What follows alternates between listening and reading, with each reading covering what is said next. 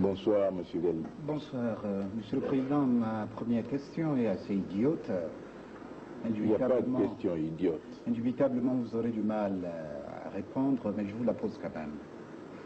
Monsieur le Président, ceux qui ne vous connaissent pas ou peu, vos détracteurs particulièrement, vous qualifient de dictateurs, de vantards, d'orgueilleux et d'autant. Par contre, ceux qui ont eu la chance de vous côtoyer sont émerveillés par, disait-il, votre intelligence, votre capacité, votre promptitude à trouver solution à tout problème. Monsieur le Président, qui êtes-vous? Alors je vais vous faire mentir. Parce que je n'ai aucun mal à répondre à cette question, car je ne suis qu'un homme, comme les autres. Mais j'ai eu la chance d'avoir une double éducation. Une éducation religieuse auprès de ma mère, car je suis d'une famille où il y a 3 pasteurs. Tous mes oncles sont pasteurs. Et ma mère qui vit aujourd'hui, et qui peut-être m'écoute, mais son français est de plus en plus limité par le fait qu'elle entend de moins en moins bien. Elle est diaconesse, elle continue. Elle aurait pu être à mes côtés là, aujourd'hui. Elle s'y est refusée. Elle nous a donné une cinglante leçon.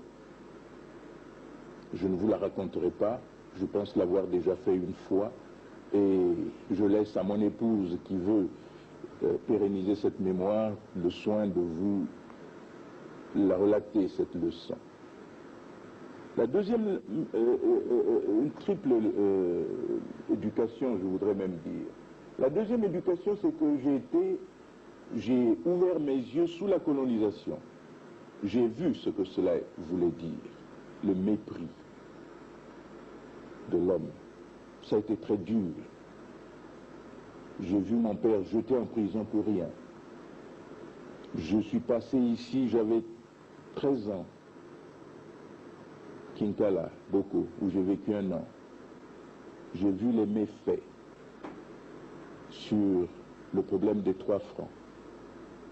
Vous ne pouvez pas vous rendre compte, cela de la part d'un enfant de 13 ans qui voyait son père humilié et qui vient, qui trouve des gens qui résistent à cette humiliation. Je n'avais que 13 ans. Ça a été fugace, mais tenace, car ceci, je ne l'ai jamais oublié.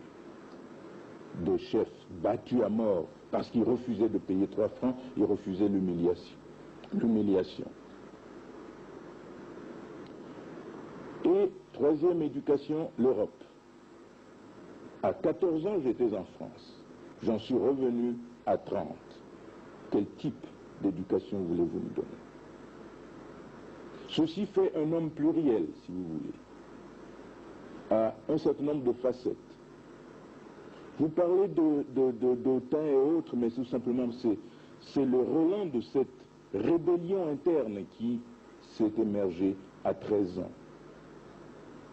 Humilité, mais c'est mon éducation religieuse. Le reste, un peu de ratio, j'ai eu la culture gréco-latine, et après j'ai quitté cette culture-là sous la pression justement de ce phénomène pour prendre la culture scientifique. Et là, on cherche. Là, on regarde, on interprète. C'est peut-être là notre faiblesse. Et ce que m'a appris l'UNESCO, mon dernier maître, c'est la gestion.